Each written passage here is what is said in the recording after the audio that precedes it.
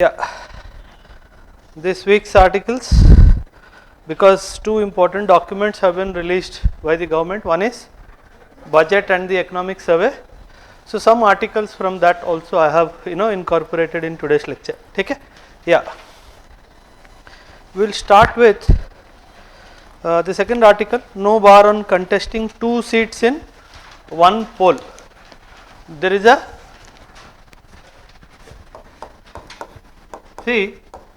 no bar on contesting in 2 seats in one poll. What does it mean? A person can stand for elections from two different constituencies, right? Now, what is the biggest problem here in giving permission? What is the biggest problem in giving permission to somebody to contest in elections from two constituencies simultaneously?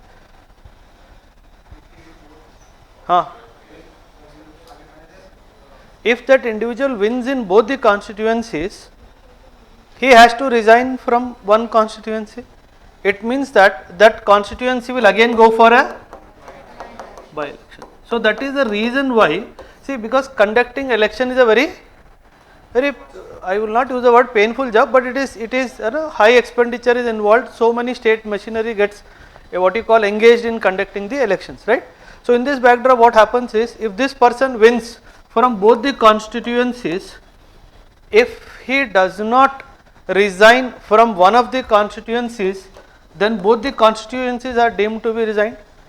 Hello, किसको समझ में नहीं आया? Who did not understand this statement? Supriya. I stood for election in constituency 1, I stood for election in constituency 2, right? When I decide where I wish to continue as the MLA, I decided I want to continue from constituency 1 as the MLA, but I have to intimate the election commission I wish to resign from this constituency. If you do not intimate this to the election commission will be imagining that you have resigned from both the constituencies. That's the reason why, if you see the last in this article,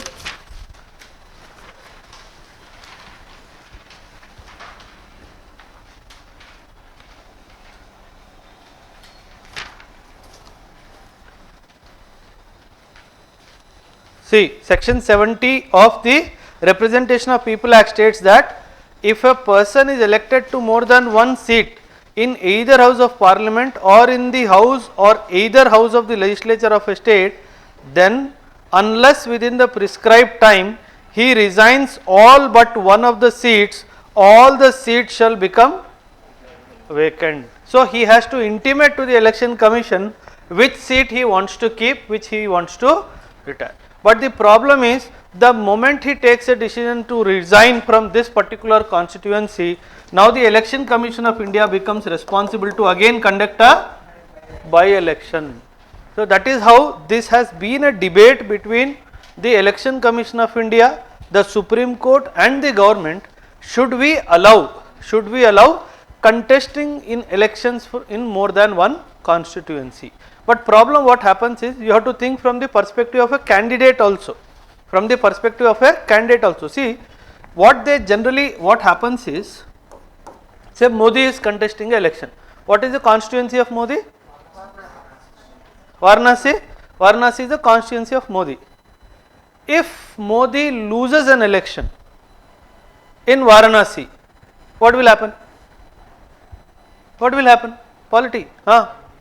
What will happen? Will he become the Prime Minister? Hey. चलो मारूंगा पकड़ के.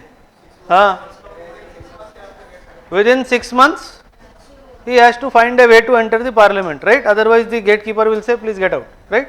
6 months time hai. Now if there is an element of suspicion that an important leader might lose an election, say for example Varanasi is his constituency, Congress decides, because Varanasi is his constituency, let me put everything of my energy in constituency and defeat this person, so that he cannot become the what you call Prime Minister of this country. So what happens in these situations, there is a high probability that the most likely candidate of an important position in the party might lose an election if the opposition party tries to put in extra effort in winning particular seat.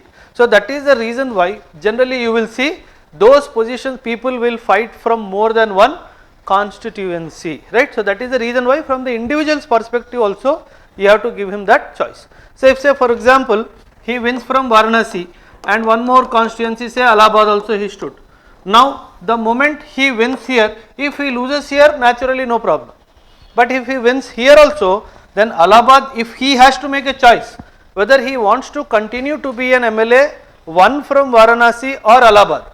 If he says Varanasi, then Allahabad seat will automatically become vacant. It is not that the second most highest voter will get the Allahabad constituency. It is not like that. They have to again go for a by election, right. Because in this, why we cannot give it to the next person is, why we cannot give it to the next person? It will reduce the load, no? Understand? The next person means he is the next choice of the public, because the first person himself said I will not be here. So it is wise to give it to the next person, no? Why are we not giving it? It is logical, no? Sensible also, logical also. At least Rahul Gandhi will win an election. But why are we not doing that?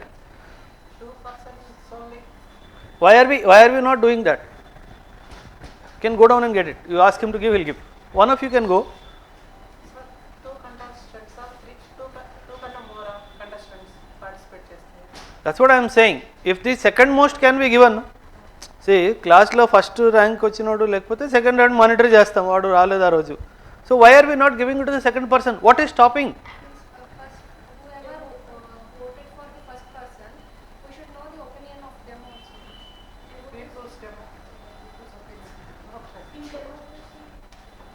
What is the kind of selection process that you have?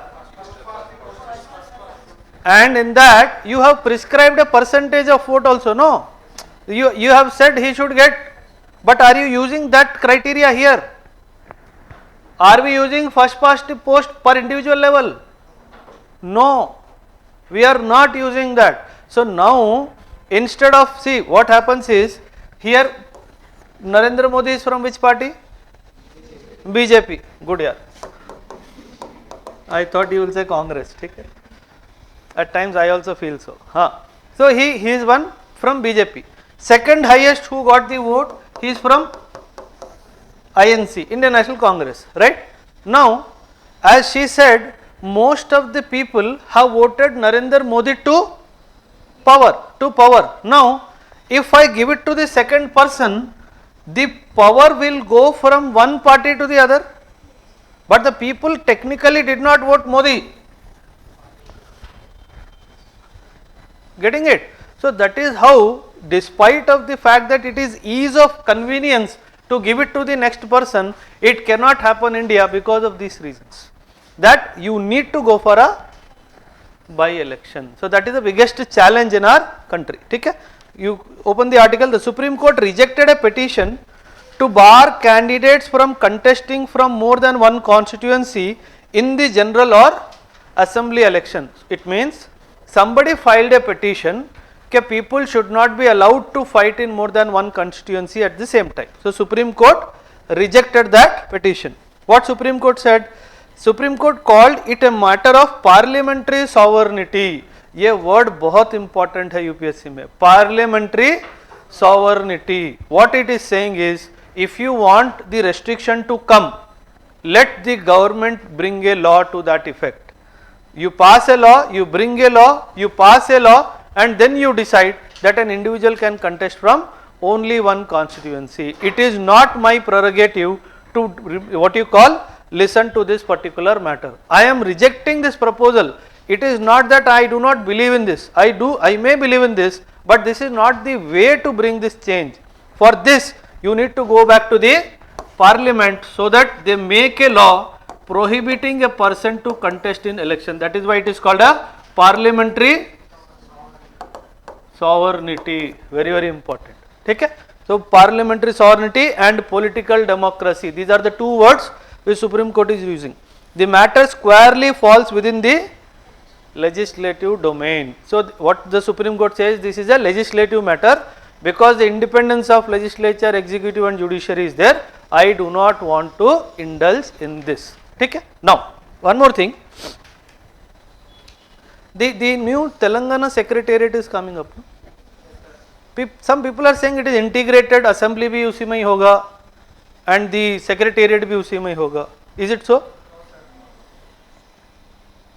Achha, hypothetical situation. If it is so, what is the problem?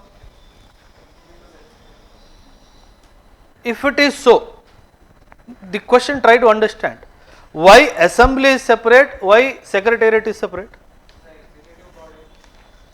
The secretariat is basically the executive body and assembly is the legislative body. The independence of both the entities has to be maintained. So that is how, as a matter of practice, it can be in the same building, but as a matter of practice, they try to have a separate what you call premises to ensure or to reflect the independence of both the entities working in their respective domains. Okay?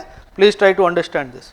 And it says section 33(7) of the Representation of People Act permits a candidate to contest any election, whether parliamentary, state assembly, biennial council or by-elections from up to 2 constituencies. There was some time back when the number of constituencies also there was no restriction. There was no restriction on the number of constituencies also. But lately they had amended that as per 33 subsection 7 you can contest in 2 constituencies simultaneously. The provision was introduced in 1996, prior to which there was no bar on the number of constituencies from which a candidate could contest a election. It means if in 1992 general elections were held, if I am wanting to contest the election, I had full liberty to contest from 10 different constituencies also. Okay? So this you need to understand. So section 70 of the Representation of People Act states that if a person is elected to more than one seat in either house of the parliament or in the house or either house of the legislature of a state, then unless within the prescribed time he resigns all but one of the seats, all the seats shall become vacant. Now the big question mark and homework for you is, who decides this prescribed time? Who decides this prescribed time? Is it the Speaker of the House or is it the Election Commission of India? Is it the Speaker of the House or is it the Election Commission of India? Who decides? You sure? Huh? Huh. But still Google about it. There is one more issue related to that. Please read about it. And government's view on the validity of section 33(7). What is the government talking about 33(7)?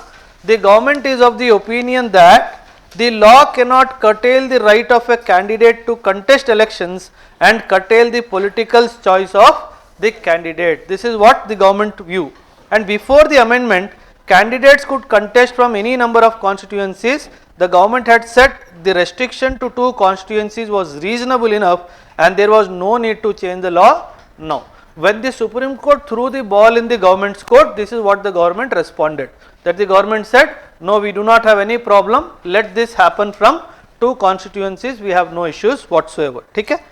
Then what it says, the Election Commission had in an affidavit in 2018 informed the Supreme Court that it had proposed an amendment to section 33(7) in 2004. In 2004 only, the Election Commission of India had proposed an amendment. And what was the amendment?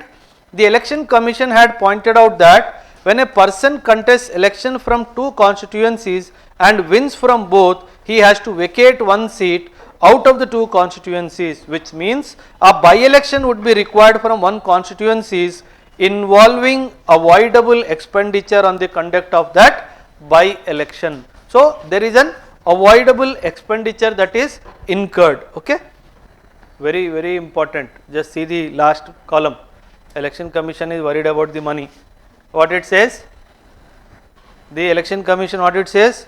It gave a suggestion that if you want to elect in, stand in 2 constituencies, deposit 5,000 if it is state election and 5 lakhs if it is state election and 10 lakhs if it is general elections. But this cannot, I don't know what came into their head and they gave this recommendation. You cannot do that in a democracy. What if a poor man wants to contest? 5 lakh रुपए गरीब आदमी के लिए बहुत बड़ा amount है, right? What was there in their head that they gave this recommendation? I do not know. And on top of it, they are saying that to cover the expenses of by election. By election में 10 लाख रुपए कहाँ जाएगा पता भी नहीं चलेगा, ठीक है?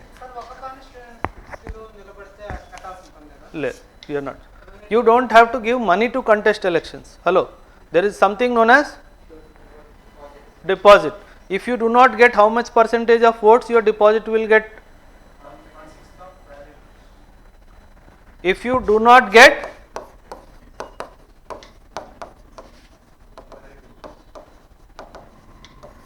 your deposit gets terminated. It means the election commission will not return your deposit money. Okay, deposit is a nominal amount. It is not a huge amount. It generally is a nominal amount. Okay, when you go for giving your candidature for election, generally the district officer is nominated as the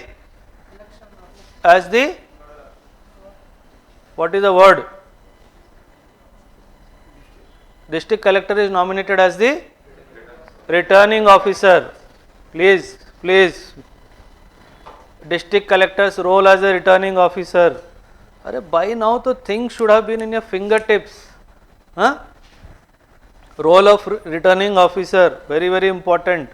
That is the reason why district collector's job is very painful job. Okay, anything going wrong, don't look at this appointment as power of authority. They want a bakra to catch if something goes wrong. Okay, so that is the reason why the district collector's job is difficult. Chalo, next article, India's UPI push. UPI stands for Unified Payments Interface. If you see the diagram, good about how much percentage? How much percentage? Kitna hai? What is the percentage? 60 plus percentage. 61% transactions are happening through UPI. Now the article is saying about taking the NRIs also into the fold of UPI. Very important for prelim. See, anything concerning NRI, any change happening, no? Generally UPSC में सवाल आता है. Historically also it has been asked. When the NRIs were extended the NPS facility, new pension scheme, there was a question. When the definition of OCI and all amalgamation of PIO happened, there was a question. So NRIs is a very important topic. Any minor change in the NRIs, UPSC perspective very important. High probability this question may appear in the examination. So what it says, because see the functioning of the UPI is basically SMS seeding based. It means SMS means mobile number. It means local mobile number. If an NRI is a person. NRI is a person who has outside India for more than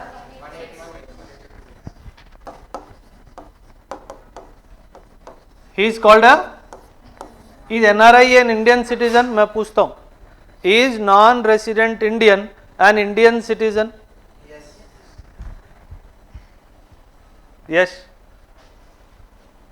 madam को पूछा था. कोई बात. NRI is also a Indian citizen. Do not get confused. He enjoys all the rights as a citizen. When he will stop enjoying the rights as a citizen?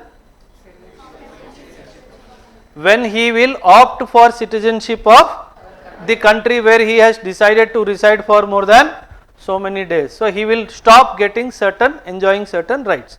So now the problem was, because this was what you call connected with the local SIM, the NRIs were only having international SIM. That is the reason why the UPI could not take them into fold. So now they are making plans to include the NRIs also, so that they can initiate payments using UPI. In this respect, please Google about this organization. Very, very important. IFTAS, a subsidiary of Reserve Bank of India, like your NPCI. NPCI is there, no? National Payments Corporation of India. Like that, one more entity which is into the digital platform and a subsidiary of RBI. Expected question on this also, because the way this organization is functioning in the last 3-4 years. 2016 this was born, so that is why lot of work is happening in IFTAs. So very important from prelims perspective. What it says, recently the NPCI paved the way for NRIs to be able to transact using the UPIs. NRI is a person resident outside India who is a citizen of India. The NPCI has listed 10 countries where non-resident account holders can make transactions through UPI. Please see the list of these countries. Presently this scheme is only for these 10 countries. Presently, maybe later all the countries will be taken on board, but presently it is only these 10 countries. Your Russia is there, China is there. क्यों क्यों? अरे Hong Kong तो China का अभी तो फिलहाल another till 47 we can say not part of China, after that तो भी. Why China and Russia are not here? China is your biggest trading partner, no? Why China is not here? Because he did not agree to be there. Simple, because he did not agree to be there, otherwise he would have been there. Since the UPI follows the SIM binding where the user's bank is integrated with his or her mobile number, NRIs were unable to use the UPI from their international numbers. So who can use it? NRIs holding NRE and NRO account. These two accounts differentiation is very, very important.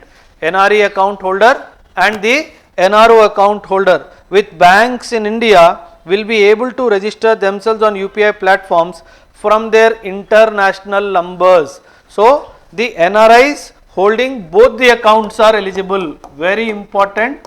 सीधा सीधा prelims का question इधर ही बन गया with 4 options. 1, citizen of India. 2, having either NRE or NRO account. And 3, third point is what? On the international number itself, they do not have to take a local number. On their international numbers only, the UPI transactions can be what you call transacted. So this is very important. Then they are explaining the NRE and NRO account, that you can have it later. Then come to the UPI. UPI is a system that powers multiple bank accounts into a single mobile application. Very important, multiple bank accounts, multiple, underline the word multiple bank accounts, they will confuse you. Multiple bank accounts into a single mobile application of any participating bank, merging several banking features, seamless fund routing and merchant payments into one hood. It was developed by NPCI in 2016. Participants कौन कौन है? Just see a list of that. Very important. PSP, payment service provider, payer payment service provider, payee PSP. If your transaction does not go clear, you get a message, no? PSP timed out, PSP not responding. नीचे message आता है ना block में. If you have ever noticed somebody who is using UPI, that PSP is your payment service provider, who is the one who is not supporting for some reasons. ठीक है? Volume of digital payments देखो. Come to the last paragraph of the article. NPCI, it is an umbrella organization for operating retail payments and settlement system in India, established by RBI and banks. IBA, Indian Bank Association, 2008. See, just imagine, they are too young. 2008 is NPCI, 2016 around is IFTAs, but the kind of work they have done in the last 12-14 years is very, very praiseworthy. Okay? So these people are doing an excellent job. It has been incorporated as a not-for-profit company under the provisions of Section 25 of the Companies Act 1956. Section 25 is important. Underline Section 25.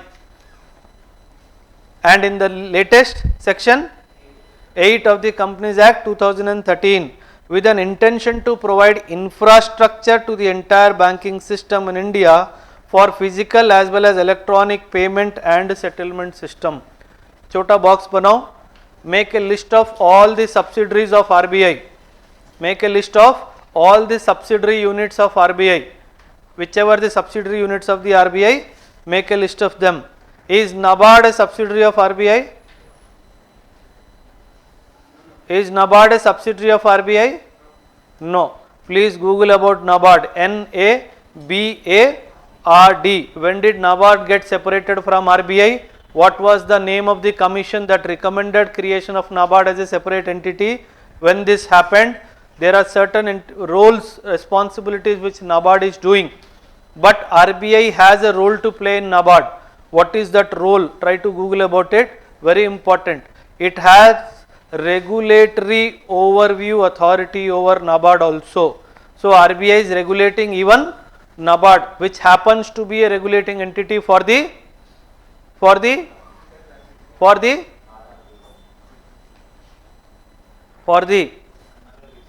only RRBs. बराबर NABARD. Make a note, एक page में पूरा लिखो नाबार्ड के बारे में, very important. ठीक है. RFID is being RFID बोल रहा हूँ, sorry, what is that? When you do not fulfill these PSL norms, how the funds are routed to the state government? I'm forgetting the acronym. हाँ, कौन बताएगा? When a bank fails to fulfill the responsibilities of PSL norms, PSL is priority sector lending norms. What is the percentage of the entire NDTL? कितना जाना चाहिए PSL norms? 40%. If the State Bank of India has done only 38%, what happens to that 2%?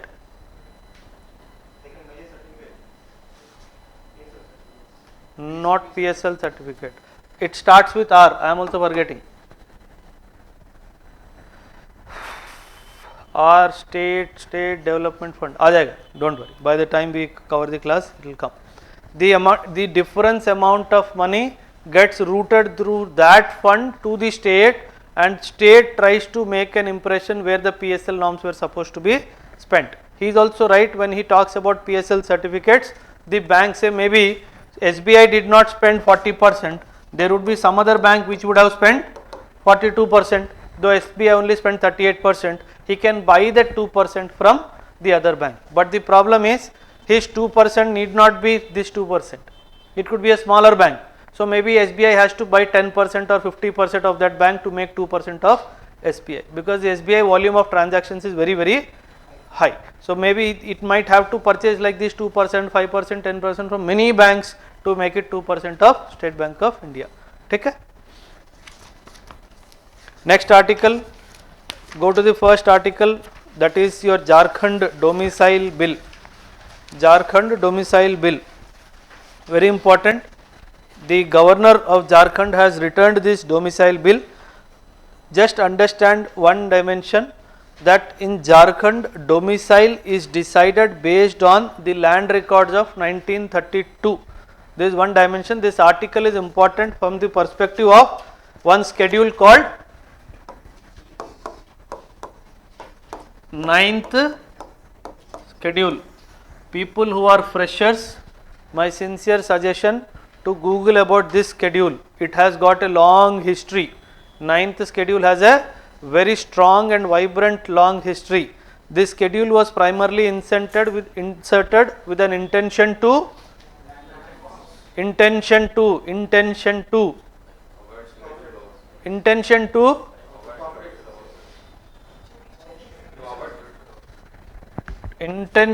keep this guy away. Intention to keep this guy away.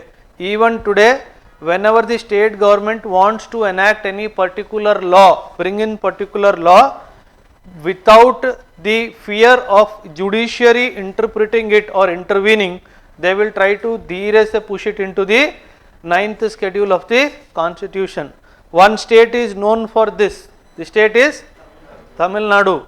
So whenever they bring, and especially related to reservations and all, they try to push it through the 9th schedule so that the judicial scrutiny is not possible. But now the homework for you is, even if an item is placed in the 9th schedule, when can judiciary intervene?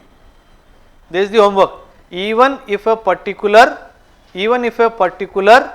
step by a state government or central government, if it is put in the 9th schedule, when the judiciary can intervene. When the judiciary can intervene? Basic logical answer है.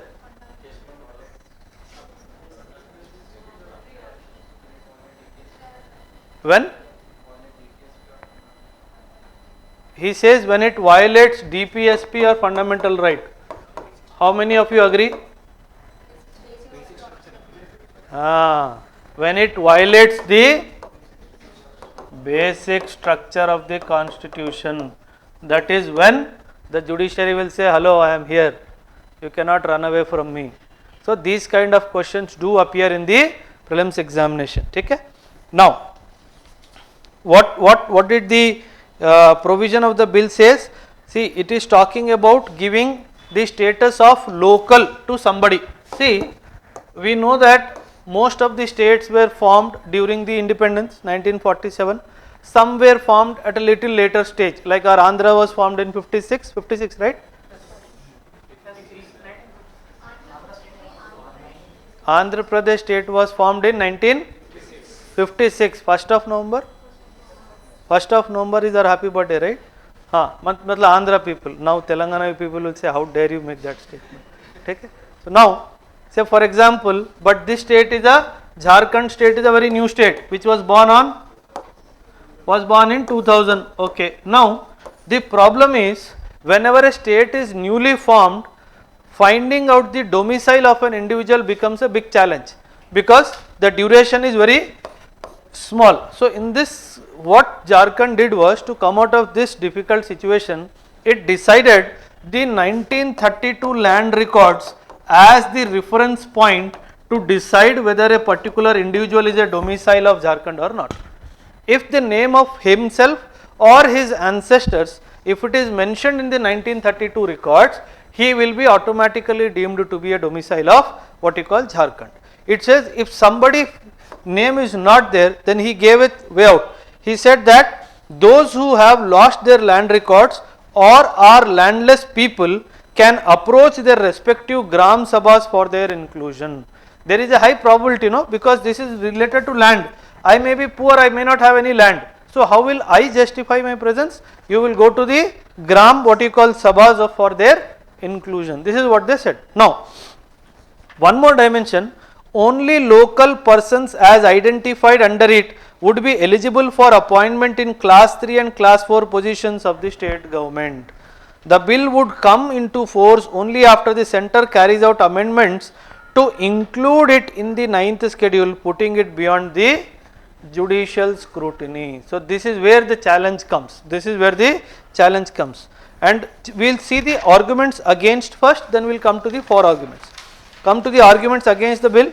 The policy measures like reservation without social and economic development will encourage fragmentation and frame regional tensions which can become counterproductive. So this is one area where the domicile fixation, this bill goes against that particular clause, and especially so because they said class 3 and class 4 positions can only be occupied by the local people.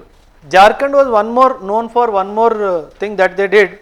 They said 100% reservation for ST, which में ये कांड भी किया था झारखंड वालों ने. See, you have to see which is the state which has maximum tribal population. I will ask, you will not answer. Which is the state which has maximum tribal population?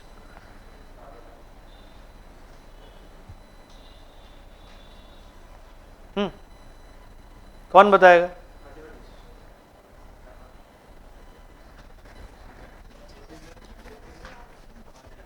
I am not saying percentage of population, maximum population.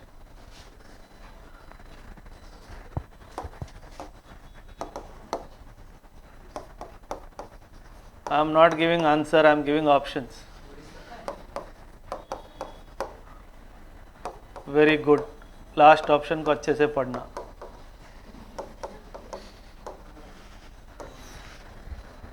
हाँ, कौन बताएगा? अच्छा, let's make the question more difficult. Which is the state which has got the maximum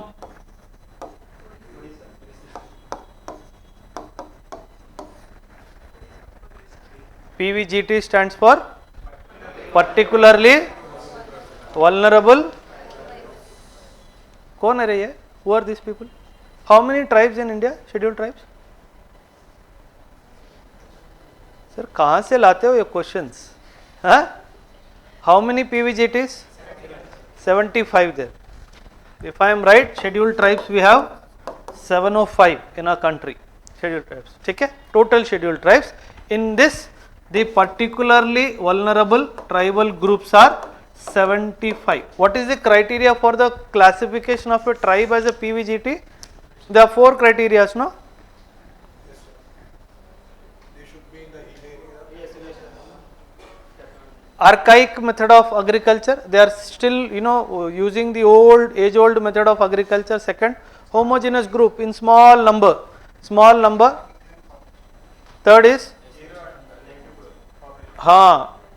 either stagnant or negative population growth.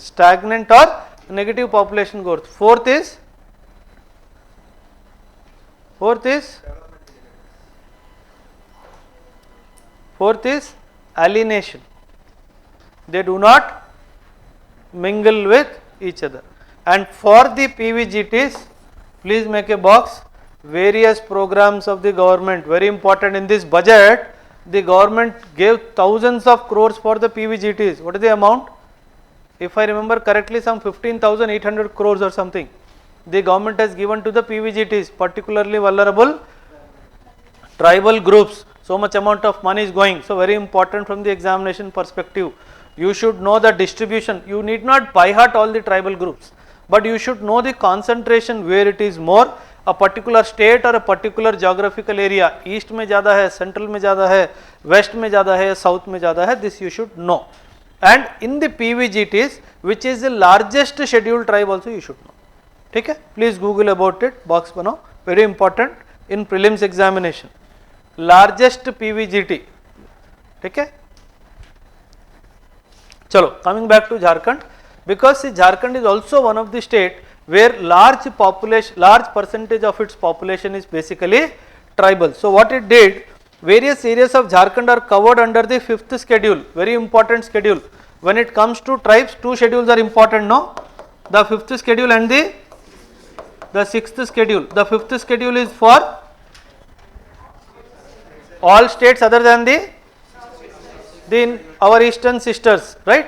All states other than them. So that is the reason why Jharkhand also comes under the 5th schedule. What it says, dealing with provisions for scheduled tribes, in the case of Satyajit Kumar versus state of Jharkhand, the Supreme Court has declared 100% reservation given by the state in scheduled areas as unconstitutional, making only local persons eligible for appointment in class 3 and 4 positions of the state government is not in accordance with the Article 16, not 14. Article 16 talks about right to equality in the matters of employment, very important. Article 16, right?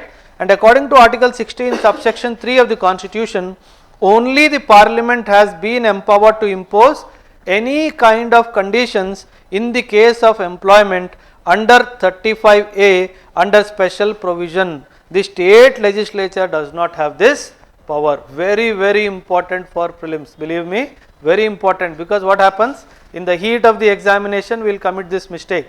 When it comes to making any reservations for employment of any scheduled tribe, the authority, sole authority lies with the Parliament. Article 16, subsection 3, and invoking 35A, only the central government can do this. The state legislature does not have any authority here, right? And the bill goes against Supreme Court orders in the case of AVS Narasimha Rao and others versus Andhra Pradesh, which was about jobs to non-domicile persons. Okay? Now come back to prose. The prose, it says, in 1932 Land Survey and Revenue Register, also known as 1932 Khatiyan, was done in large parts of the state.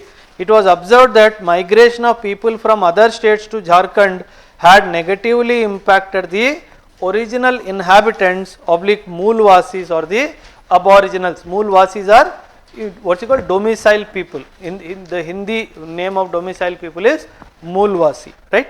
The percentage of people from scheduled tribes and Moolvasis has seen a steady decline since the census of 1941 in Jharkhand, very important line for prelims, it has seen a decline. It has seen a decline. The percentage of people from scheduled tribes and Mulwasis. So it is a reflection that lot of migration is happening into the state. Okay? The affirmative action for the development of Mulwasis will provide them social, cultural, educational service and other benefits. What are affirmative actions? What are affirmative actions?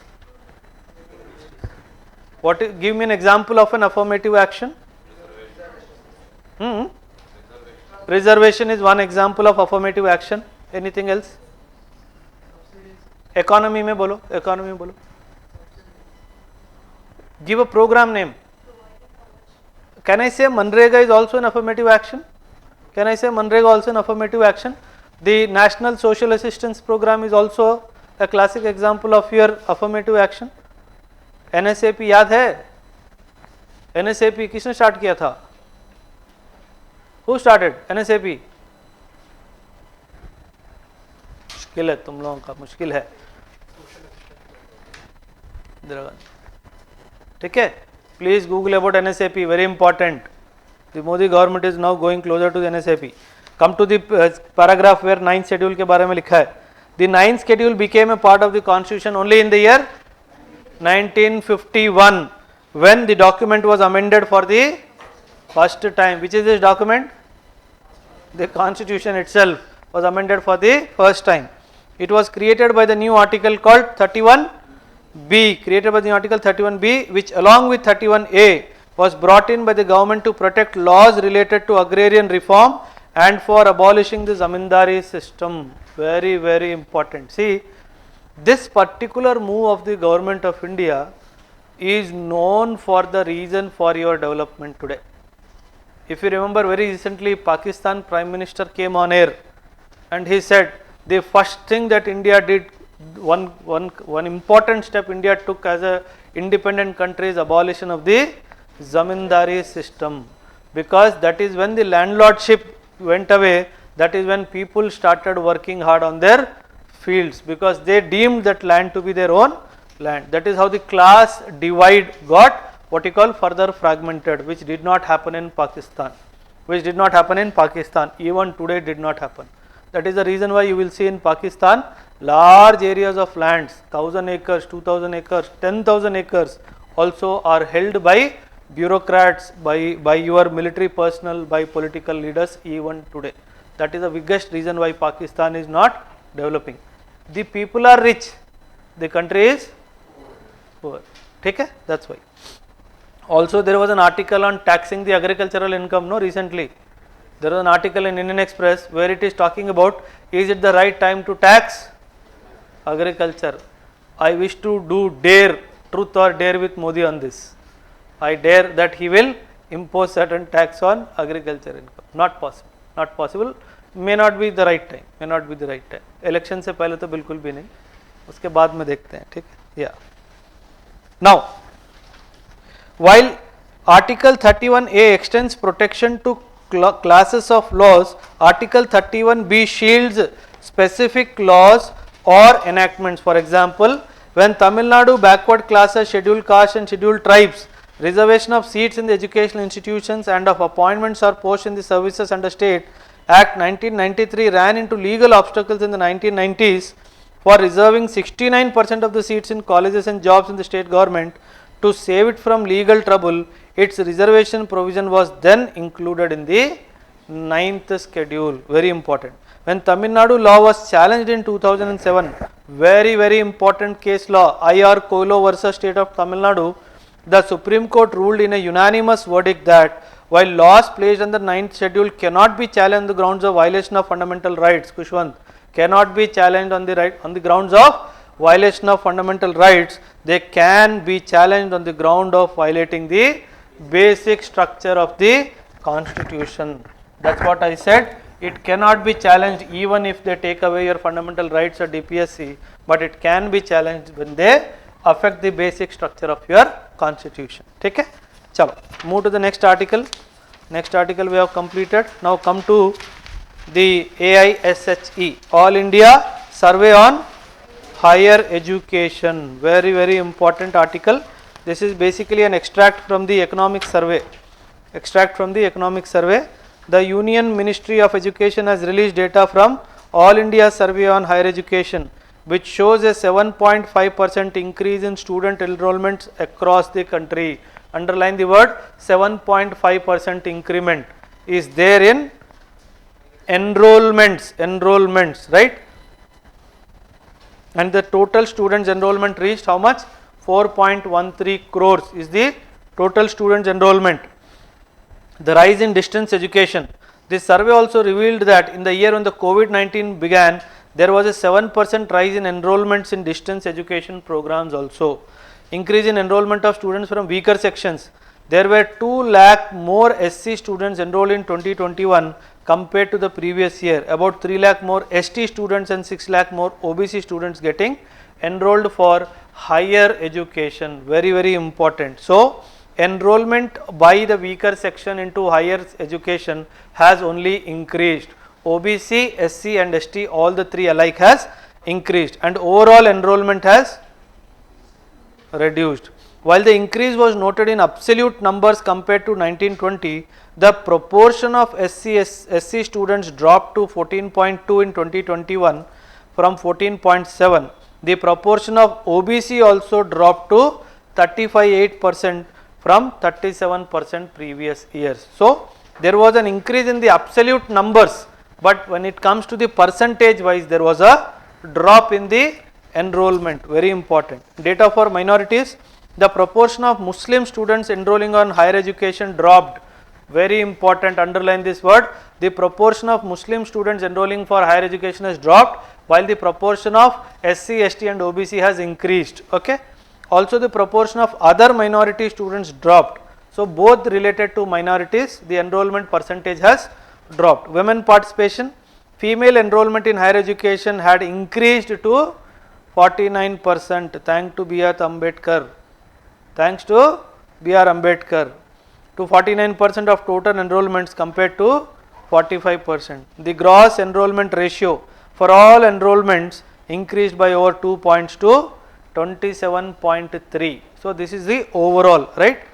Very important. This next paragraph is the highest enrollment was seen at the undergraduate level, which accounted for 78.9% of all the enrollments in the higher education, followed by postgraduate courses, which accounted for 11.4% of the year's total what you call enrollments. The other would be doctorate enrollments. Okay? The popular courses, you can make it is self-explanatory. Population courses, and also the listing for institutions is also self-explanatory. Come to the next page. Yeah. Data of teachers. The number of teachers increased across higher education institutes, but the SC/ST teachers continued to be underrepresented. So this is what they are showing it. The teacher to pupil ratio, it was at 27 for all universities, colleges and standalone institutions, and at 24 if only regular mode is considered. There are some online modes also, right? Teachers ka availability.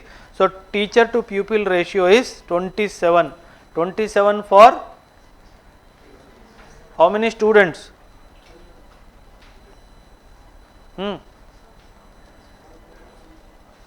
27 teachers for 1000 है 1 lakh है 10 lakhs कर दे यार. Teacher to pupil ratio is 27 for every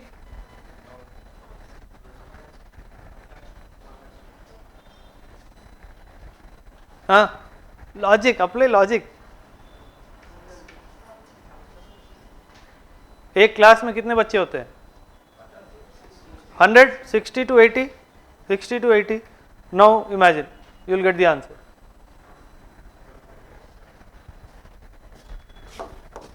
Why do you forget the logic in life here? I don't understand. 1 lakh बच्चों को अगर 27 teacher दिया जाए तो मर जाएगा. ठीक है? Is it possible for me to take class? In sleep also I will be taking class only. Last line is important. 2 states. where the teacher to pupil ratio is the highest. Which is the state of Tamil Nadu and Karnataka. Very important. Tamil Nadu and Karnataka are the best when it comes to teacher to pupil ratio. Come to the defense budget. Defense budget. The union budget presented in parliament by finance minister allocated volume. What is the volume? 5.94 lakh crores. बाप रे कितना पैसा है यार. How many zeros here?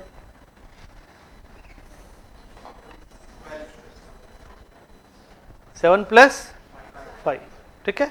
12 zeros, right? You and I have only 0.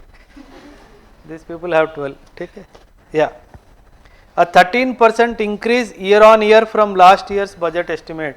Underline the word 13% increase year on year, right? Highlights क्या है? The non-salary revenue outlay.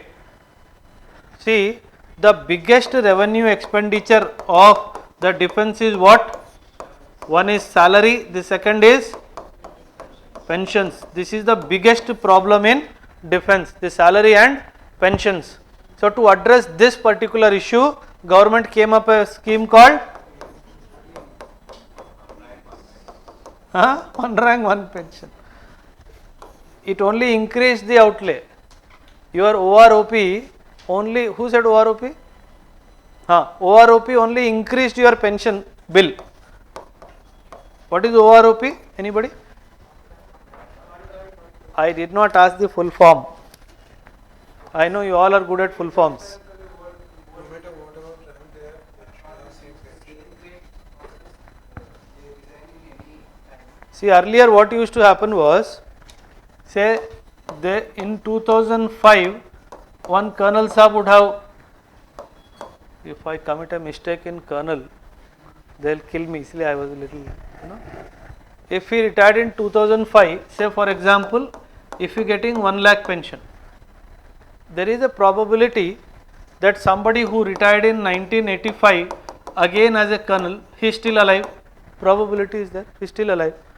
He was not getting this 1 lakh pension, he was say getting 28,000 pension. Generally the parity was maintained in the number of years of service. Maybe he would have worked for 24 to 26 years, same 24 to 26 years. Now the soldier said, why there should be disparity in the pension? Though I am not asking for giving me pay also in revised form, at least my pension should be revised. Why? Because the cost of living is more reflected in this pay and not reflected in this pay. So please revise my pension. So earlier this 1 rank 1 pension was not there. So whatever pension he retired, he used to continue to generally get that pension only. So the government, the BJP government, when it came, after lot of struggle, they gave 1 rank 1 pension. Now this guy is also getting same 1 lakh rupees as the pension. So now the pension bill for the government has increased or reduced? It has increased. Okay? So the Agniveer was basically brought with the intention to reduce the pension budget of the government. To reduce the pension budget of the government. This was the aim of Agniveer, right? So that's what it says. The non-salary revenue outlay has gone up by 44% from the previous year to 90,000 crore in the budget estimates for 23-24. Non-salary revenue. It means that other than salary also the revenue expenditure has gone up. Why it has gone up? Because this bill has gone up. Okay.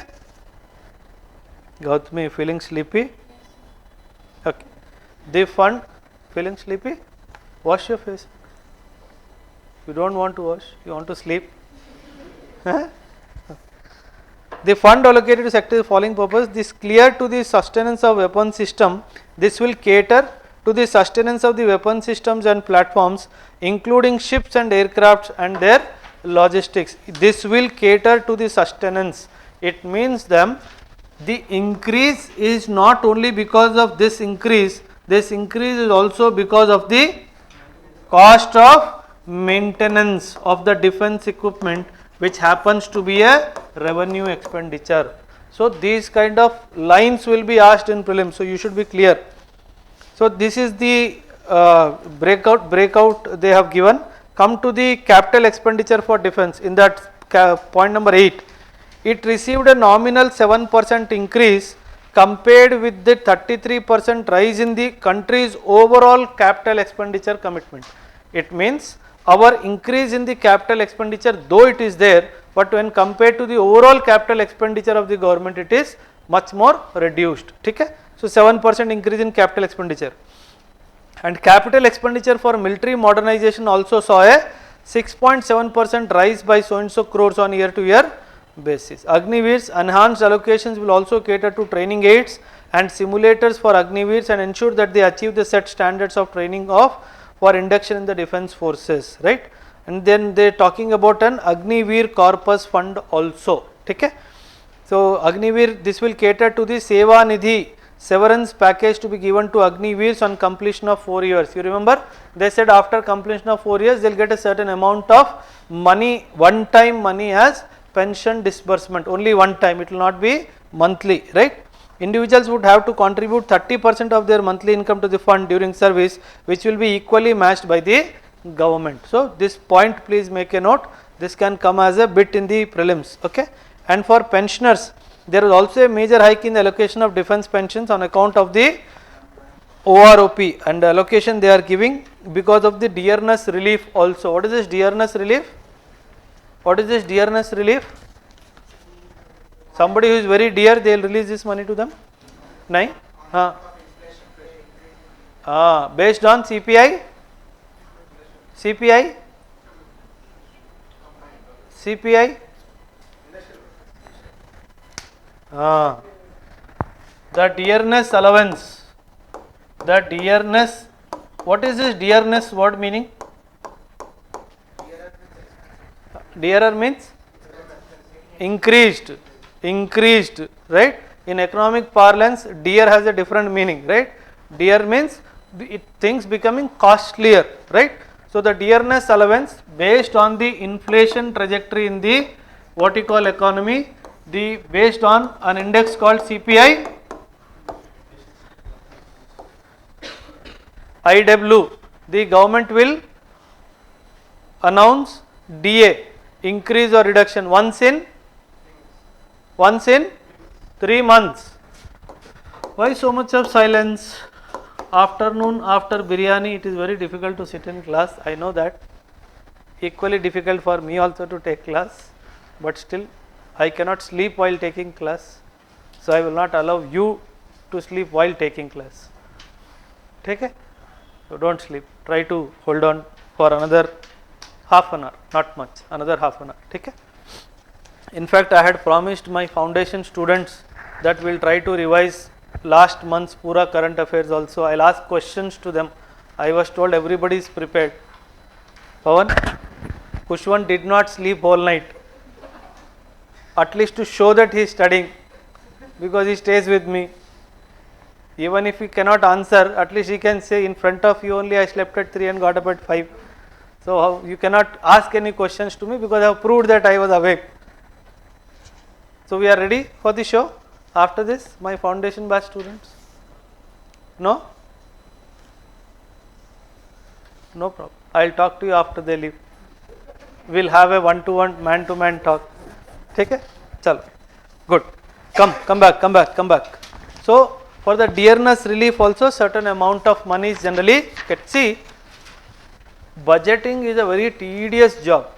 Believe me, the biggest headache of the Ministry of Finance is budget. The work starts in August. The bill gets presented in February. Just imagine so many dimensions to be incorporated. For you it may look very easy. 10 page ka in what you call snippets of the budget will come to you handy, right? But for making this 10 pages budget, just imagine. You sit and do your own budget once. So you will realize how difficult it is to match the expenditure with the income. So what you do, friend se le liya, isse le liya, you try to match. Where will Modi go? He'll go to RBI does not give 1 rupee also for free. Remember this. RBI does not give 1 rupee also for free. It will charge interest. So where will Modi go? Don't say he will go to Adani and Ambani. ठीक है? हाँ? हाँ. कहाँ जाएगा? Market. General public. ठीक? Public has too much of money here. ठीक? चलो. Come to logistics and infrastructure. BRO, the Border Road Organization. What is the meaning? The capital budget of the BRO has gone up by 43%. What does it mean? What does it mean? If the BRO budget goes up, what does it mean? We are now concentrating on border road development. Very, very important indication. The estimates are committed towards infrastructure strengthening in the border areas particular to northern borders. Particular to the northern borders. See, one more thing. Do not go back home with a view that only this 5 crores is the designated amount. There are hell lot of what you call schemes and packages through which the developmental of the forward areas happen, right? And which is the biggest thing? Scheme for the development. Huh? Infrastructure. तुम्हारी तो class लिया पूरी. तुम्हारा sir रे.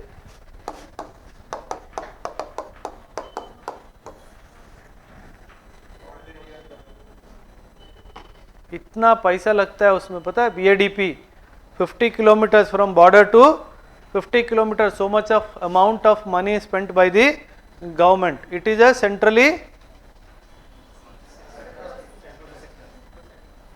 is it central sector scheme or centrally sponsored scheme?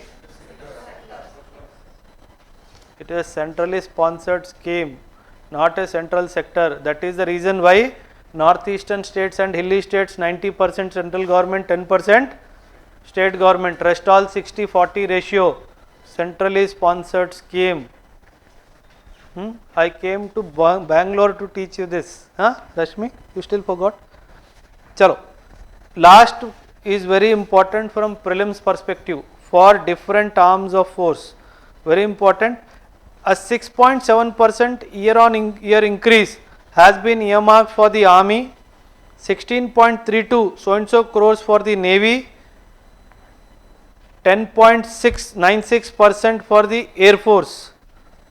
Who got the highest percentage wise? Hey, navy got the highest, followed by air force, followed by army. Yes or no? Percentage, I am again making a statement, percentage wise. Navy got the highest, air force got the next and army got the least, and overall 2.79% increase on a year on year Indian. Okay? Chalo, next. The summary they have given. Come to the next article. Education share in the budgetary allocation dropped. This is a frightening situation. Education share in the budget has been dropped. They don't want you to get educated for some reasons, I don't know. Okay? The education share in the budget has been dropped. Why? Anybody? What could be the reason? ज़्यादा पढ़े लिखे नहीं चाहिए उनको.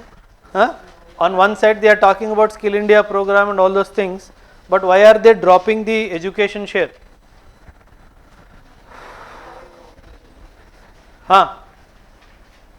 What is the message? One is privatization, yes, correct, good. Second?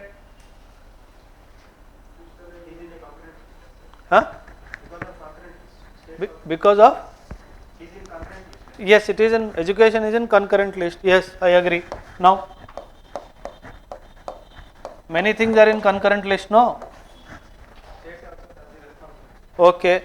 He says that because education is in the concurrent list, it is the responsibility of the state also along with the, don't use the word center now, people are sentimental about it. Especially the, who is sentimental about it? Tamil Nadu. One state which is very particular, they never use center in their entire state administration. They only use the word union because center word has not been used anywhere in the constitution, it is union of states, union and states and union of states. That's what the constitution defines our country. So don't write center now. Now it's say union. Now tell me, union government. What is one reason? She said privatization is the reason why the share of education in the budgetary allocations has come down. He says second reason is the state governments are there. They are also supposed to, KCR also is supposed to spend some money on education. Any other reason? Yeah, one responsibility, corporate social responsibility, education is also a dimension. List of list of activities that can be taken over as part of the corporate social responsibility. Last week we discussed, no? I think last week only we discussed. Education behaves mein. What else? What is the major reason why education share is coming down in the budget? Because of? तो बढ़ना चाहिए.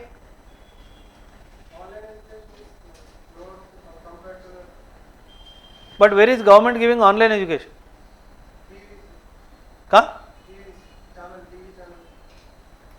No, but that is an add-on this thing. But are the schools closed and online education? No, right? That's not happening.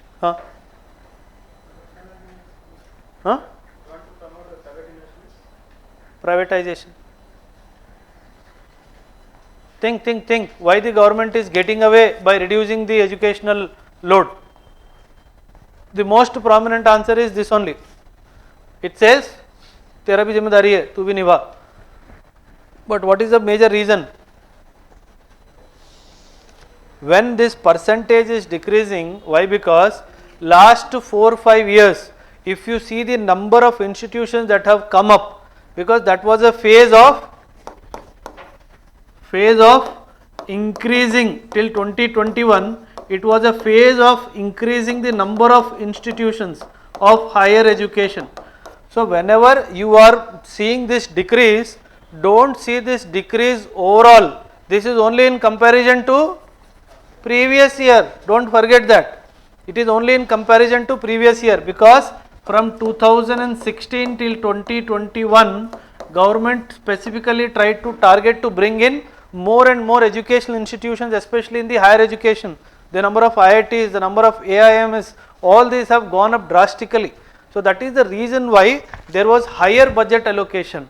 Now that the task has been majorly fulfilled, the amount has considerably been reduced for that particular purpose. That is the reason why you are seeing a drop in the budgetary allocations. Nothing else other than that. Okay? So try to understand this. Okay? When we will have the economic survey classes, I will try to talk upon this issue in much more depth. Okay? Now come ahead. See, when you read the new education policy, now it is not 10+2, it is 5+3 plus 3+4. So that bracketization of 5+3 plus 3+4 you should be aware. कौन बता सकता है? Starting from foundational to हाँ कौन बता सकता है? बोलो. अरे what are the 4 brackets का नाम तो बोलो. And what is the right to education bracket now? अरे मेरे पास कोई different paper आता है क्या? I read the same bloody paper that you guys read here. You are only seeing Bommalu in the photo, in the paper or what? Huh? You are only seeing men are seeing, women are seeing. हाँ, बोलो. अभी RT they have changed, no?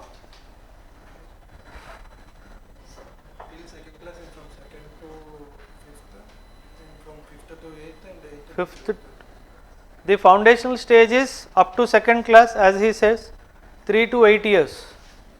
3 to 8 years. बराबर है? 5 years. First 5.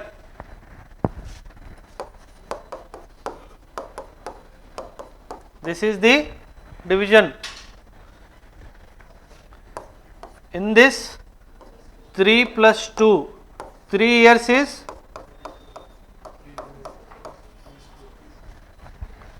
this is class 1 and class 2. This foundational stage 5 year. Then 3 years. This stage is called foundational stage. This stage is called preparatory stage. This is from class 3 to class 5. How many years? 3, 4, 5. How many years? 3 years. Then this is middle school or middle age. This is from class 6 to class 8. 6, 7, 8. 3 years. And last is your secondary stage, which is from class 9 to class 12. 9, 10, 11, 12. 4 years. 2 साल हो गया new education policy आके. By now you should have by hearted this. Pawan, ఇప్పుడు చేసావా? Everything I should only tell, then only you will by heart. Then you should start living with me to by heart everything what is required for UPSC. I am not ready. You are ready, I know that. Of all the people in the world. No. Chalo. Next.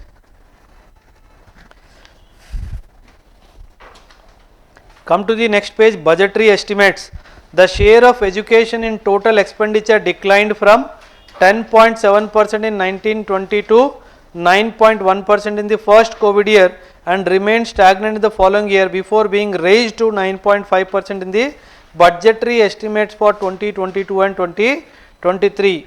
And see, as a share of total GDP, the budgetary allocation for education saw only a minimal gain of 0.1 percentage points from 2.8 to 2.9% during the same 7-year period. So this is how there is a nominal rise. There is a nominal rise, and they have given highlights of the education sector: primary classes, upper primary classes, secondary classes, and total number of schools. This is all self-explanatory. Read through it. We will go to the next part. Yeah, for higher education, see, just see the amount of figures here.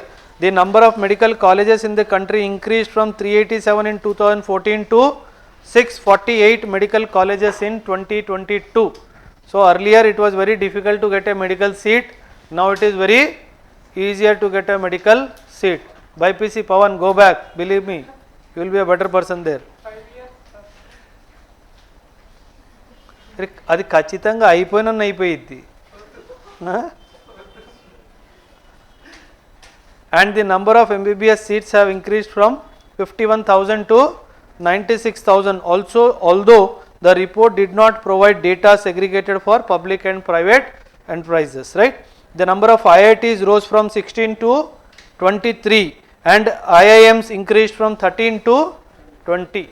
So that is the reason why there has been an increase in the budget allocation in the previous years. Okay?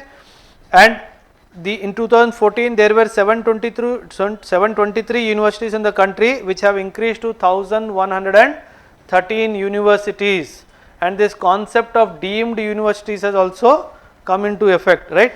The total enrollment in higher education has increased to nearly 4.1 crore in 2021 from 3.9 crores, and in 21-22 the distance education saw a 7% growth with 45.7 lakh students enrolling. And the next paragraph is very important from mains perspective: challenges in the education sector. From the mains perspective, very, very important. Please box banao Sarva Shiksha Abhiyan. UPSC will ask you a question on this topic. Sarva Shiksha Abhiyan. Lot of criticism came to this particular program of the government. Sarva Shiksha Abhiyan. Okay? See, do not forget to write this line when you write an answer in the challenges to education sector. Teachers tasked with raising student standards are burdened with administrative work, right? Budgetary constraints and lack of manpower and technological resources are other barriers. As a result, schools resort to rote learning techniques to cope up with the mounting performance pressures. Now very important, certain constitutional provisions related to education also they are talking. Till 1976, education was sole responsibility of the state, but constitutional amendment made it concurrent subject 1976. Thanks to Indira Gandhi. Thanks to Indira Gandhi. Thanks to Indiramma. Fundamental rights, Article 21A, right to education. 28, freedom as to attendance at religious instruction or religious worship in certain educational institutions. 29, equality of opportunity in educational institutions. 30, right of minorities to establish and administer educational institutions. Regarding DPSP, 41, right to work, to education and to public assistance in certain cases. 45, provision for free and compulsory education for children and provision for early childhood care and education to children below the age of 6 years. To children below the age of 6 years. Very, very important. Okay? And Article 46, it provides for special care to the promotion of education and economic interest of the scheduled caste, tribes and the weaker sections of the society. We spoke about this right to education. Please confirm this. Now the bracketing of right to education is this. Earlier this was. Now this is this. Please, I could not find the gazette notification to this, but in many government sites I found this figure, but I could not find any gazette notification to this effect, but it is written in the government sites that this is now the right to education. So they have extended this right to education till. Okay? So try to understand that dimension. Okay? Very important. Yeah, important policies in the union budget. This is a big article.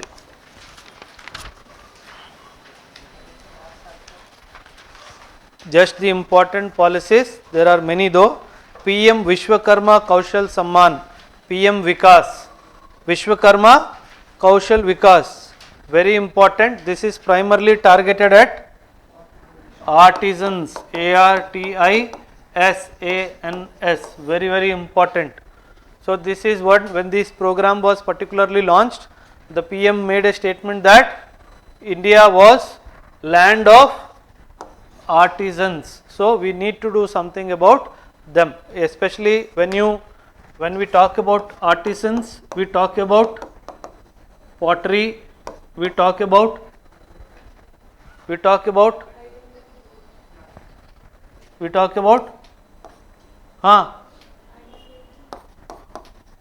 okay, then okay,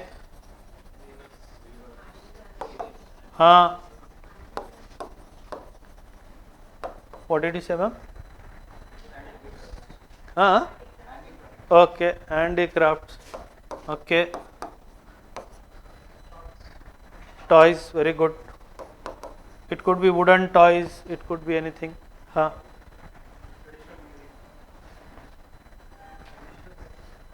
Artisans, pottery can under anything on top of the pottery is included in that, so called painting, whatever.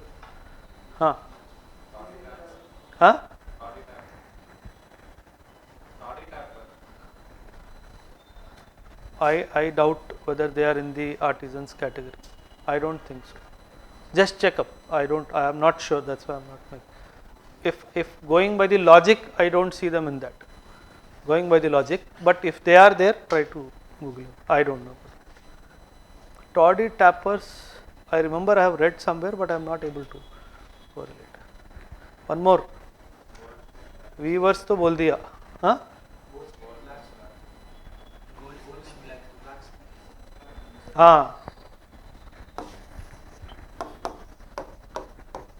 They are called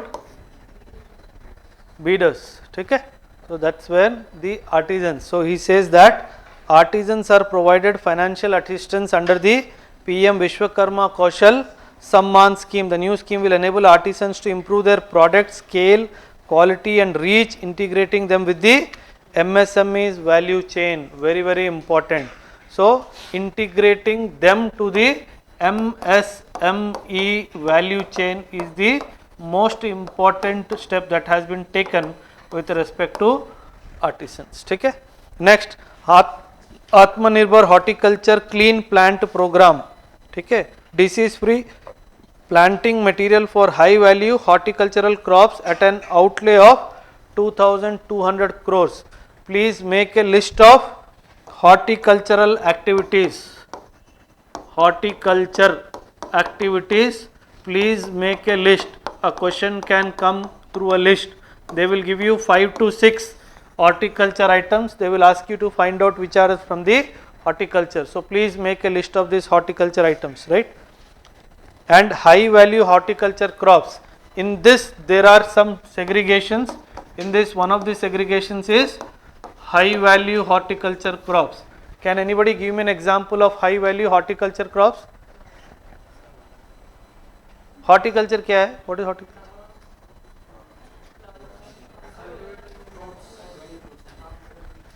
Horticulture includes flowers,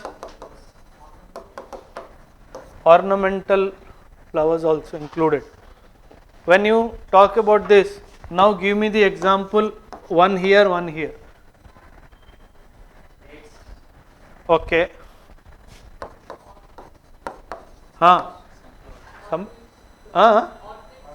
orchids. Okay. Fruits में दो. Very nowadays very. One more idiot is also there, no? क्या नाम है उसका? Suddenly this has become fruit of India. I never saw it as a child. Initially I thought it is chiku. Then I realized it is not chiku. Because as a child I only ate chiku, right? I never could eat because we were before LPG reforms happened. One more fruit. Avocado. पता नहीं कहाँ से उठा के लाया इसको. One more fruit. In fact, flower, high value. These are all high value. Hello, ये सब idiots are high value. Orchids, tulips. Tulip has been in India. Tulip has been in India for long, though it is again an imported flower only. Yes, very good. Very important. Saffron and dates, very important. Try to understand. Okay? Chalo, good. Next. Pharma Innovation Program. Finance Minister proposed to launch a new program to promote innovation and research in pharmaceuticals. Very, very important. Which will be taken up through centers of excellence. Then again comes very important aspirational districts program. Very, very important. Aspirational district. What is an aspirational district? कौन बताएगा? What is an aspirational district? What is the aspiration of this district?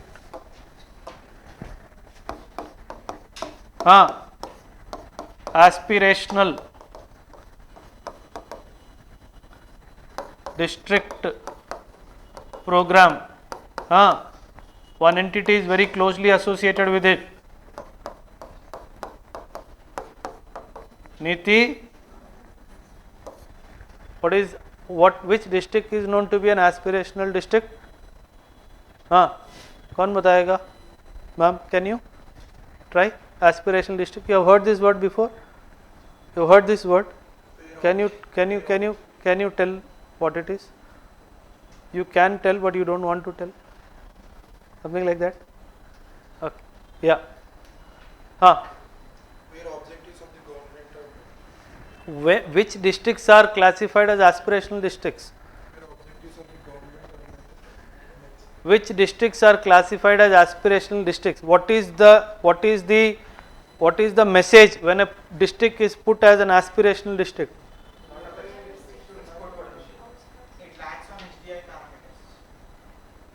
A district which is backward in socio-economic matters. Very, very important.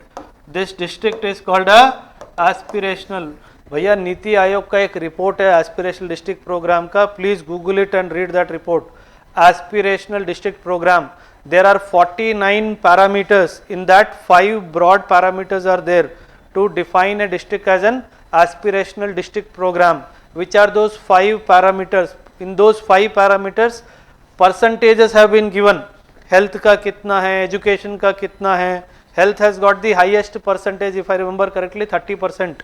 Weightage is given for health to define a district as an aspirational district or not. Make a list of how many districts have been classified as aspirational district. All this homework please do. Okay? Important from your examination point of view. Health and education, I think 30% each. It is not the population. Please do not go ahead with that notion. Population has got nothing to do. Health, education, infrastructure, agriculture, something like this. There is one more broad parameter. Try to read through that. Huh? No. I think financial inclusion is one parameter. Yeah. Health, education, agriculture, financial inclusion, and last infrastructure. These are the 5 broad parameters of including a district as an aspirational district. Please Google about it. Important. It says the government has launched the aspirational blocks program. Now from district they are elevating it to a block, right, covering 500 blocks to provide essential government services across multiple areas such as nutrition, health, agriculture, skill development, education, financial inclusion, water resources and basic infrastructure. Then comes your favorite Pradhan Mantri, particularly vulnerable tribal groups development mission. Very important. See, PVGTs जितना Google करोगे उतना कम है, because he will dive deep into the topic and give you a question in prelims. Very important. 4-5 point लिखो. PVGTs का क्या करना है. 1.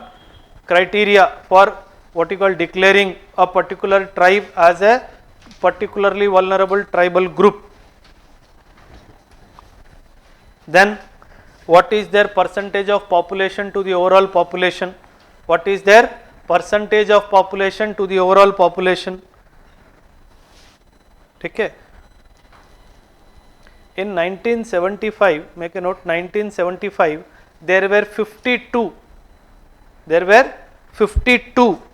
what you call particular tribal groups. Vulnerable word was added at a later stage. I'll tell you, 2006 I think. Yeah, 2006 the PTGs were classified as particularly vulnerable tribal groups. 2006, right? And 1975 there were 52 and 23 have been added in 1993, if I am right. 1993, yeah. So that is how we have total 75 particularly vulnerable tribal groups. Total 75 particularly vulnerable tribal groups you have as of now. And one more dimension related to tribal groups, particularly vulnerable tribal groups, the states where the percentage of population and overall population. States where the percentage of population, the state with the highest, and overall population where it is highest, and number of the particularly vulnerable tribal groups highest in which particular state. ये 3 चीजें list बनाओ. Very important from your prelims perspective. ठीक है.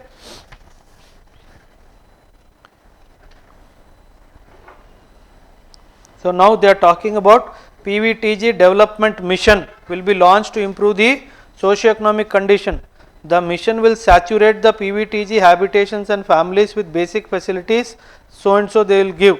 The government will provide an amount of, I told you, around 15,000 crores to implement this mission in the coming 3 years. So this is why very important. Okay? Particular vulnerable tribal groups. Then green credit program. The green credit program will be launched under the Environment Protection Act to encourage behavioral change. Very important. Green credit program. The green credit program. What is the aim of this green credit program? To bring in a behavioral change. Very important. Underline the word behavioral change. So this is the dimension that they want to bring in, right? It will incentivize environmentally responsible and sustainable actions by individuals, companies and local bodies, and help mobilize additional resources for such activities. Basically they are encouraging from synthetic fertilizers to natural fertilizers. We call it natural fertilizers. Okay? So synthetic fertilizers to natural fertilizer, they are also called as alternative fertilizers. Okay? Try to identify which are the most commonly used alternative fertilizers by the agriculturalists. Try to go a little deep into this topic. Alternative fertilizers. Okay? Then PM Pranam, Prime Minister Program for Restoration, Awareness, Nourishment and Amelioration of Mother Earth will be launched to incentivize states and union territories to promote the balanced use of chemical fertilizers and alternative fertilizers. Very important, PM Pranam. And Amrit Dharohar. Amrit Dharohar, wetlands are crucial ecosystems to sustain biological diversity. The government will promote the conservation values of local towards wetlands through Amrit Dharohar scheme. Very, very important. Wetlands are important from examination perspective. What are the various wetlands which have been included in the Ramsar site? Please make a list of them and try to by heart their location and state where they are. Very important from prelims perspective, and importance of wetland from mains perspective. Try to make a list of wetlands. Mahila Samman Bachat Patra, Mahila Samman Saving Certificate, very, very important for prelims. A one-time small saving scheme will be available for only 2 years up to March 2025. It will offer deposit facilities up to 2 lakh in the name of girls or women for 2 years at a fixed interest rate of 7.5% with a partial withdrawal option. So it is a scheme only for 2 years. Mahila Samman Bachat Patra. Okay? But the interest rate is high. See,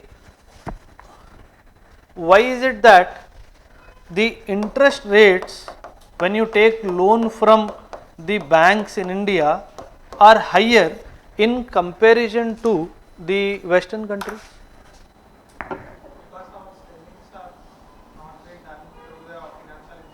एक second बेटा.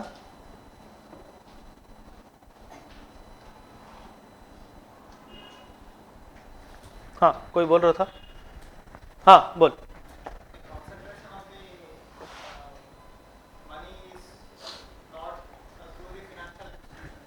Where? How is it affecting your interest rate? This word keeps coming in the news, no? Have you heard about this word? If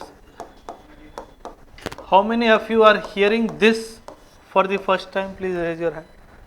No problem. If you doesn't know, good. All my. Lavanya, bolo. What is credit to GDP ratio? What is the credit to GDP ratio of India? 40%.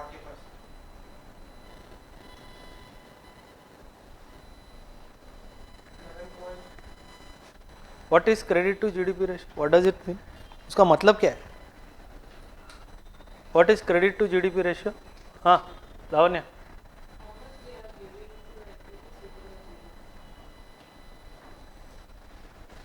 What is this credit here?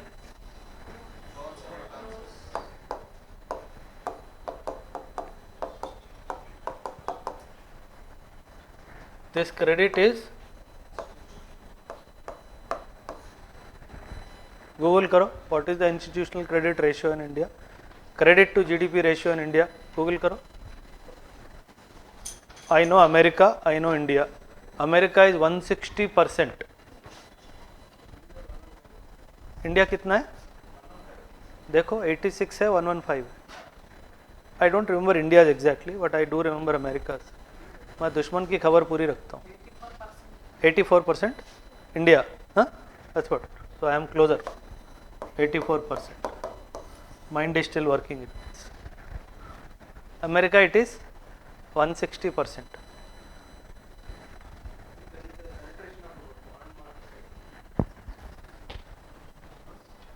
America it is 160%. My question still remains. Why is it that your interest rates charged by the banks are high? Why is it that the interest rates charged by the banks are high in comparison to US? I am asking.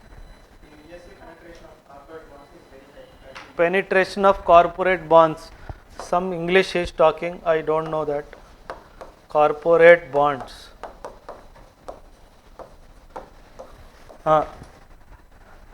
Though he is right. But when it comes to India, that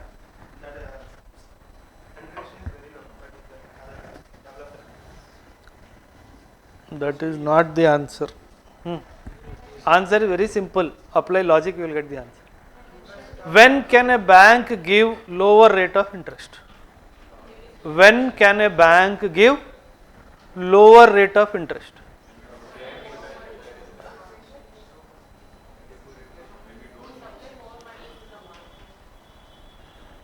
But inflation तो band बच जाएगा ना. I can't do that.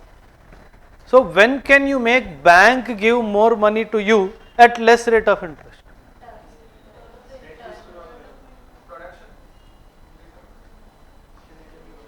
What is the role of a bank?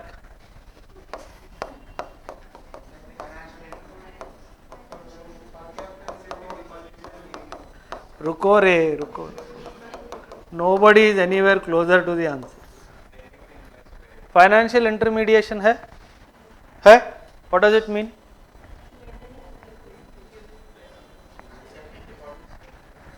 It is accepting deposit at generally and giving at.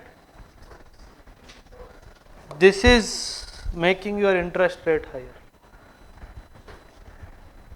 What if the bank need not give this? Acha, now one more.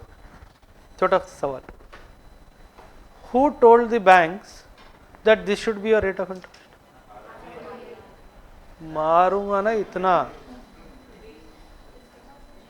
When did RBI tell रहे? Who told the bank? Did RBI tell 4% deposit रखो, savings deposit? You agree? No, he does not agree. Who told bank?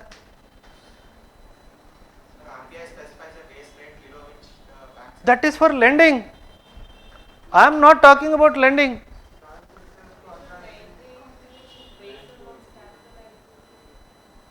So this has got nothing to do with capital adequacy ratio. Hello. It is the bank's board. Tomorrow if SBI says, I will not give you 4% interest, I will give you 0% interest, what will happen? The money will be. Have you ever bothered के service savings deposit का interest rate 6 महीने में एक बार डालता है ना? 3 महीने में एक बार डालता है, 6 महीने में एक बार डालता है, 3 महीने. I get 11 रुपए 12 रुपए. So is it that 4% interest for that you are putting your money in the account? Why are you putting money in the account? Then why did you withdraw the moment I said? You said I will withdraw my money, no? You only said you will withdraw. The moment I say I will remove that 4% deposit, you said you will withdraw the money. You only said no. But now you said no. Why? Then why did you keep the money in the bank? Is there ease of operation? One is ease of operation. Ease of operation because digitization has happened. Otherwise it was very difficult. Bank was a pain actually. Bank was a pain. 10:30 बजे start करता था, 2:30 को gate बंद.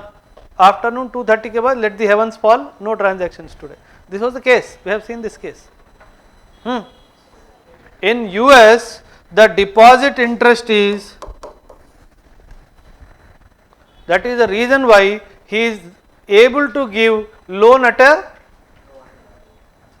That is the reason why his credit to GDP is. In India, it can never be, because you have an obligation here, the obligation of 4%. That is the reason why credit to GDP ratio, see 84 is not bad here.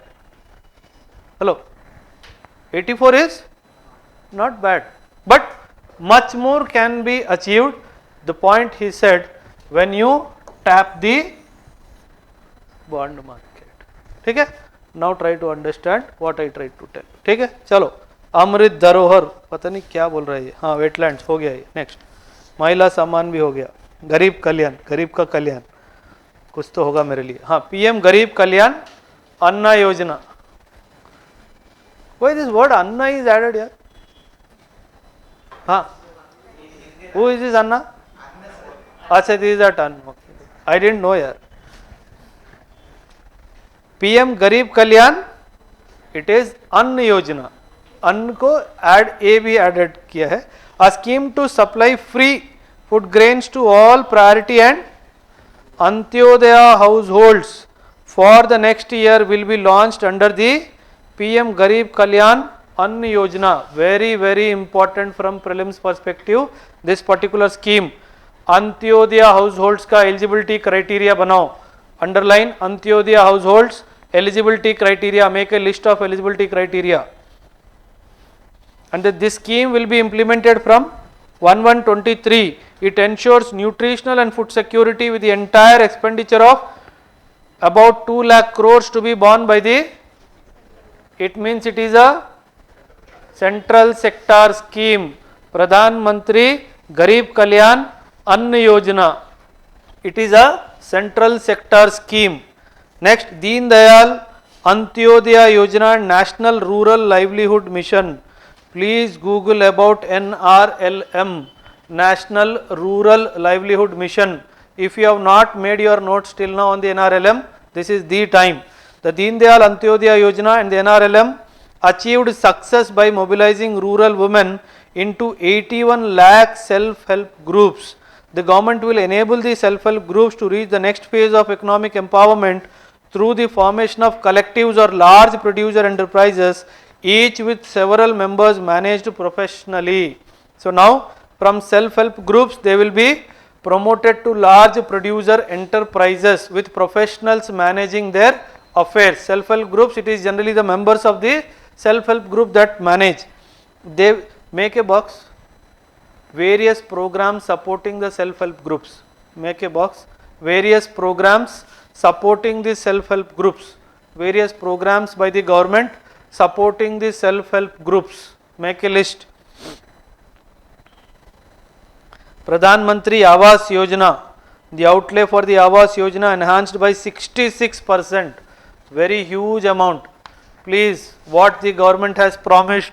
Who are the beneficiaries of the Prime Minister Awas Yojana? What is the kind of house they will be getting? What are the eligibility conditions for claiming for the PM Awas Yojana? Please make a note of that. Karma Yogi is back. The government has launched the integrated online training program called Karma Yogi under Mission Karma Yogi to provide continuous learning opportunities for, very important for whom? For the government employees and to upgrade their skills. So Mission Karma Yogi is for the employees who are already in the government sector, right? Govardhan scheme, new 500 waste to wealth plants will be established under the Govardhan Galvanizing Organic Bioagro Resource Dhan scheme to promote a circular economy. Underline the word circular economy. Conceptual question on circular economy can be expected. These will include 300 community or cluster based plants and 200 compressed biogas plants, including 75 plants in the urban areas at a total investment of 10,000 crores. Important point, underline the word urban. So it is not a rural specific plan, it is a combination of both urban and rural, very important. Next, Skill India digital platform. The digital ecosystem for skilling will be expanded by launching a unified Skill India digital platform for linking with employers, including MSMEs, enabling demand-based formal skilling and facilitating access to entrepreneurship scheme. So Skill India digital platform will be basically a Skill India digital platform for linking with employers, including MSMEs. So this is what they are promoting. Next, apprenticeship promotion scheme. The DBT under a pan-India national apprenticeship promotion scheme will be launched to provide stipend support to 47 lakh youth over 3 years. What is an apprenticeship? What is apprenticeship? When you are undergoing your undergraduate level education, simultaneously you are made to work in a similar organizational setup where you get a stipend amount also. It is called an apprentice scheme. Then It will enable additional collateral free guarantee, credit guarantee scheme for MSMEs. MSMEs, please make a separate article on the budget allocation for MSMEs. I will try to extract it from the economic survey and give you, or else we will discuss in the classroom. We will have classes on economic survey mostly starting next week. I will take some 18 to 20 hours of classes covering each and every chapter in depth. Okay? 16 to 18 hours it will take. I will try to wrap it up as early as possible. Credit guarantee scheme for MSMEs.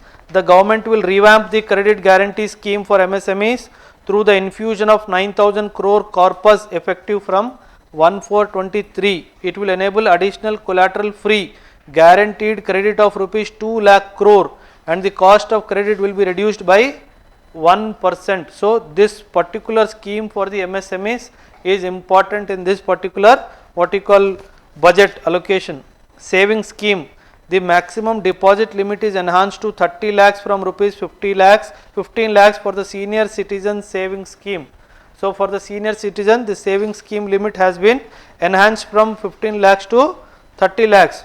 The maximum deposit limit under the monthly income account scheme will be enhanced to rupees 9 lakhs from 4.5 lakhs for a single account and 15 lakhs from 9 lakhs for a joint account. What is the aim of this scheme? What is the aim of this scheme? What is the aim of this scheme? Not actually, the word is not financial inclusion. It is, one is promote savings. Okay, this is more simpler to tell. One is promote savings.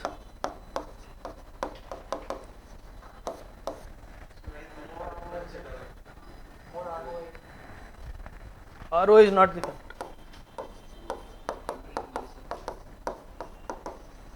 This is the word. Institutionalization of savings. This is the word, not promotion of savings. Institutionalization of savings. That is what one report, no, HR Khan committee report, very important report. This committee said, we do not want any FDI, we do not want any FII. You make efforts to force people to deposit their money in the bank, you don't need any money from outside.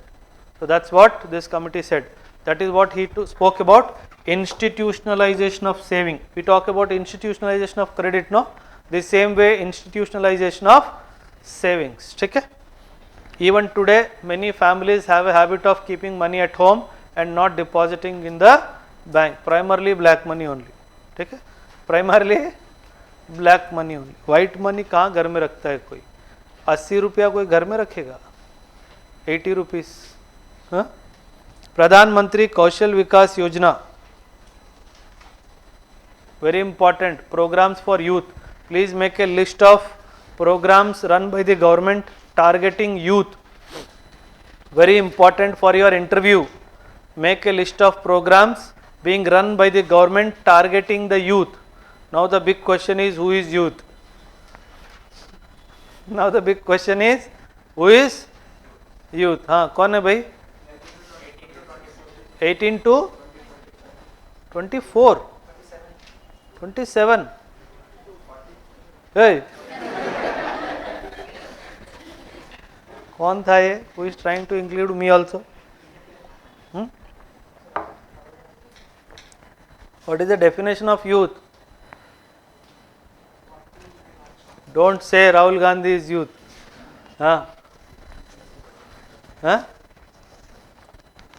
अरे what is the definition of youth? Age bracket क्या है?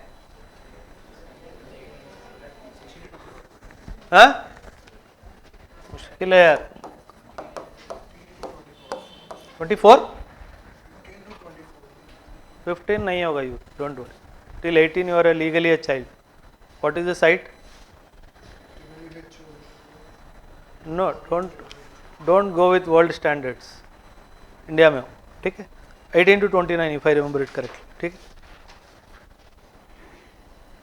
And this Pradhan Mantri Kaushal Vikas Yojana will be launched to skill the youth within 3 years. The scheme will cover the new age courses for industry 4.0 like artificial intelligence, coding, mechatronics. What is mechatronics?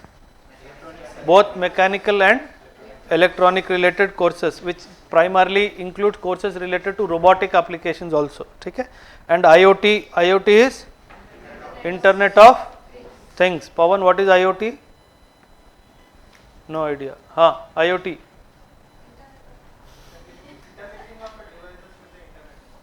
On a common cloud. That's one important part of the definition. Can anybody give an example of an IoT? Can anybody give an example of an IoT? Internet of Things? Wi-Fi. Give an application example on IoT. Ability to switch on the AC using my app or something. Alexa. Alexa is very famous here. Somehow I never tried it. I should try now. Alexa will not listen to me, I know that. Any other example of IoT? Smart agriculture. Can you give an example? It's storing the data in computers, so accordingly But what is the action on ground? IoT is basically without you physically doing anything. Say for example, I start my car from here. I put the message on my car. I'll take 15 minutes to drive home. After 7 minutes, the geyser should switch on.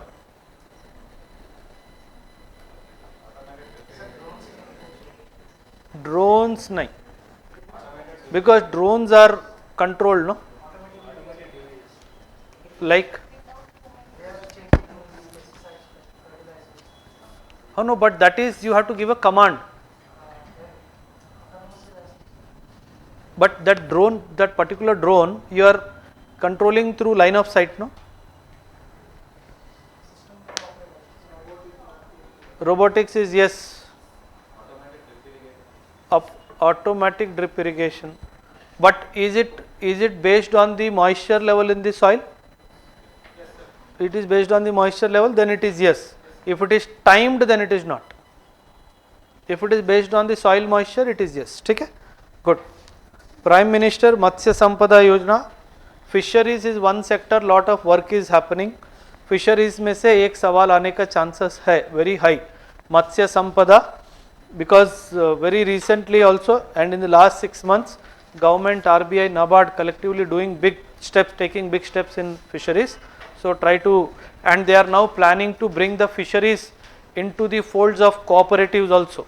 So that is a big step if it happens. If it happens, it's a very big and good step for the fishery communities. So if it happens, extremely important for examination. The government will launch a new sub-scheme under the Prime Minister Matsya Sampada Yojana with an investment of 6,000 crores to enable activities of fish vendors, fishermen and micro and small enterprises for improving value chain efficiencies and expanding their market. So these are some of the articles that I had planned for this week. Anybody having any doubt in the articles that I have just spoken about, you can please ask any questions if you have. Yeah.